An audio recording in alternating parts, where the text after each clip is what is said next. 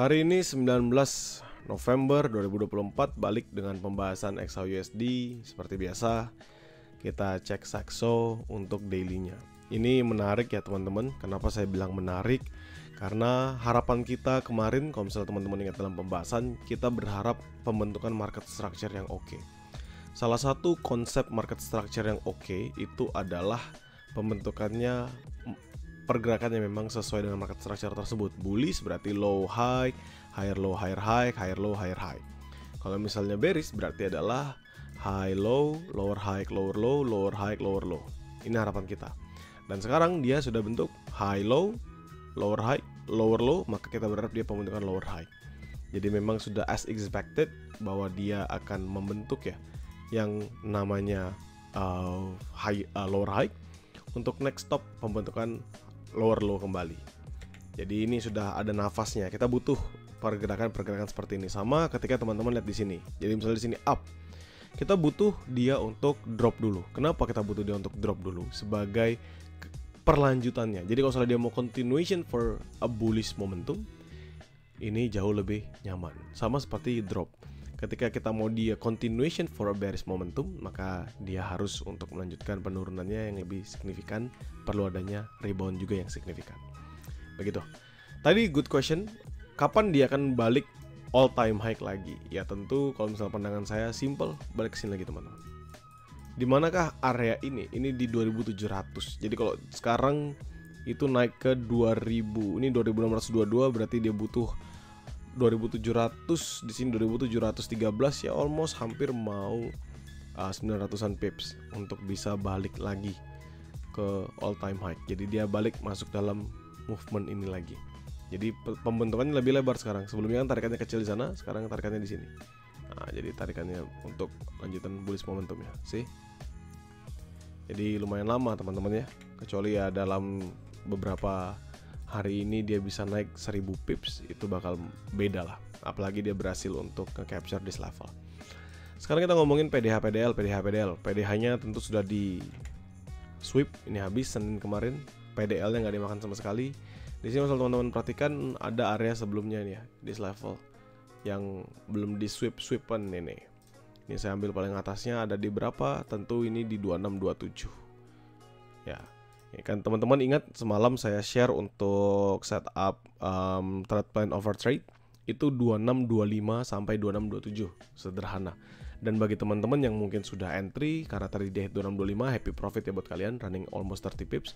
Nah kondisi sekarang bagaimana? Kondisi sekarang sebenarnya di 2627 nya nih. If 2627 breakout, teman-teman juga bukan 2627 sih, sebenarnya 2625 2627. If that level breaks, dia strong with the breakout, maka kita akan bertemu di pertengahan sini, di fair value gap yang kebentuk ketika dia mengalami drop yang signifikan. Dan salah satunya itu ada di 2643, 2645. Ya nanti kita akan lihat di time frame yang lebih rendah. Jadi untuk sekarang kita tahu ini adalah momentum yang bagus, pembentukan LH yang bagus, tapi tetap secara trend it is still a downtrend. Ya, masih tetap downtrend. Secara trend ini masihlah tetap downtrend teman-teman sekalian.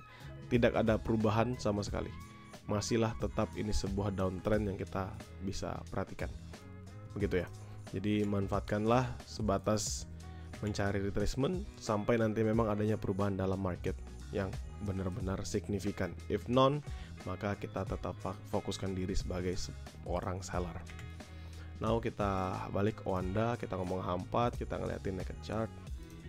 Di naked chart tentu teman-teman lihat ini adalah bullish yang bagus. Saya bilang dari kemarin bullish yang bagus, kenapa?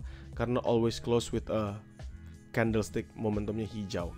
Ini kalau kita lihat ini jam 5 pagi, close di jam 9, 9-nya aja nih yang dia drop. Selebihnya dari jam 1 ketemu jam 5 ketemu jam 9 ketemu jam 1 pagi, jam 1 pagi ketemu jam 5 pagi, jam 5 pagi ketemu sampai jam sekarang sebelum dia closingan candlestick ini.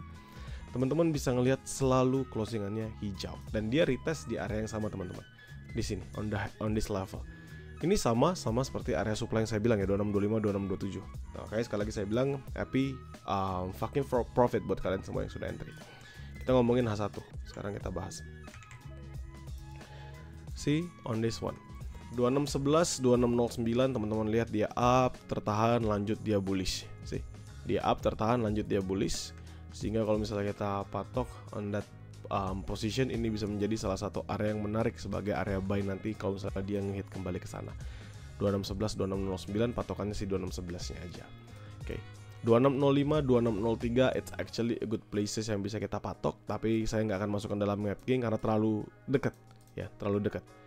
Jadi saya patoknya adalah si 2596 nya sama 2593 nya, area lebih bawah. Jadi buy zone saya untuk dua tempat adalah 1109, 9693.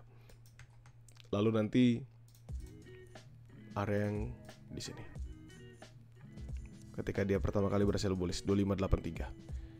Ya. Ini adalah beberapa buy zone yang akan saya manfaatkan seandainya nanti dia rebound ke bawah. Ingat ya teman-teman.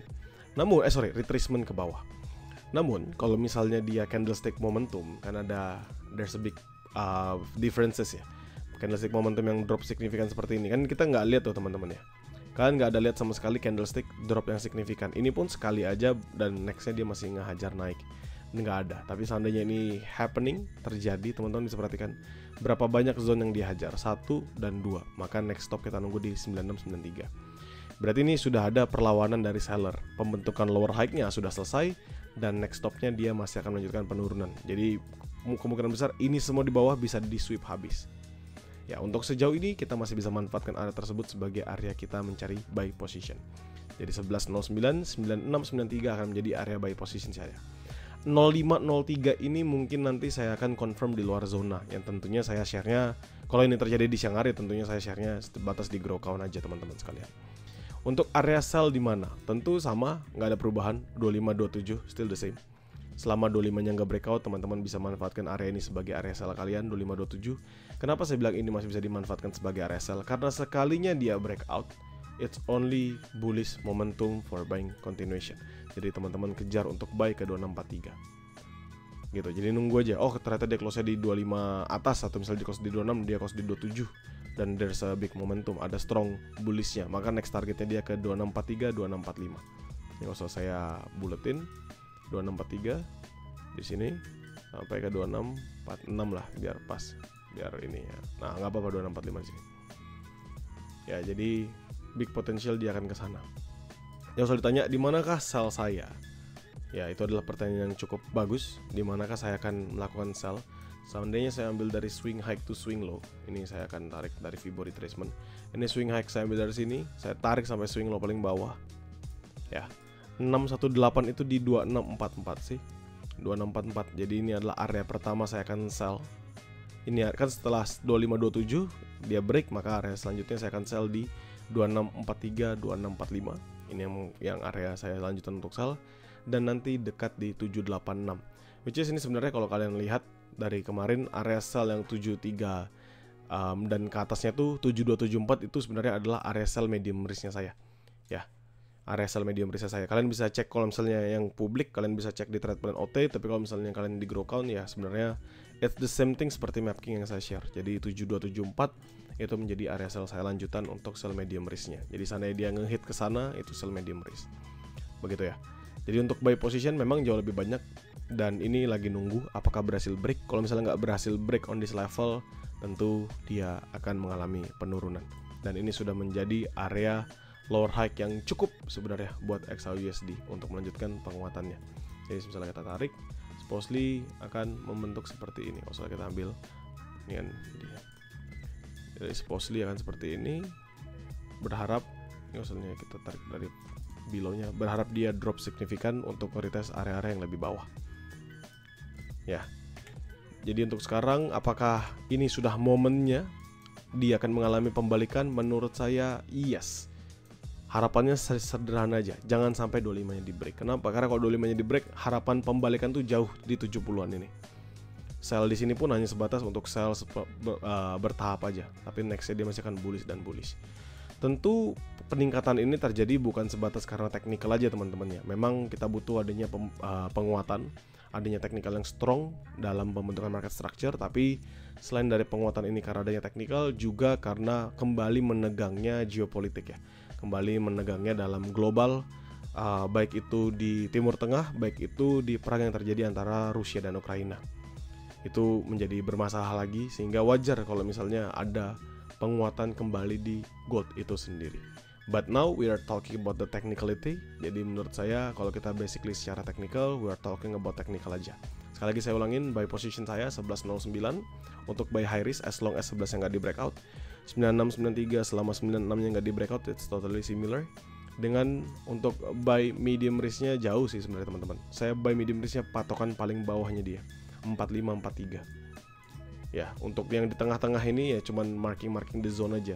Memang this is a good level, tapi saya akan confirmnya di luar dari zona. Siapa tahu ternyata saya nggak bisa pantau terus-menerus, makanya saya memberikan the best places yang bisa kita manfaatkan. Sedangkan sell tentu 2527 still the same as long as 25 nggak di breakout. 43, 45, 43 nya nggak di break, similar. Dan ini area Fibo 61.8 kalau kita swing high swing low dari atas. Dan yang terakhir itu di 7274. Ya, 7274 itu the only places yang akan saya manfaatkan sebagai sell medium risk. Selebihnya ya tentu kalau misalnya market geraknya sudah sampai 7274 itu udah strong banget teman-teman. Sekarang kan lagi di 2622. Dia gerak ke 74 itu kan berarti kan ini totally strong, hajar habis semuanya. Ya. Dia ngehajar habis semuanya. Jadi teman-teman sendiri tanpa perlu saya jelaskan bullish momentumnya sudah masuk, ngelihat dia dari 2622 ngajar ke 2674 itu kalian tahu oh ini udah bayarnya kuat ini gitu. Ya. So what's next? Menurut saya just waiting the game. Ya. There's no big news for today.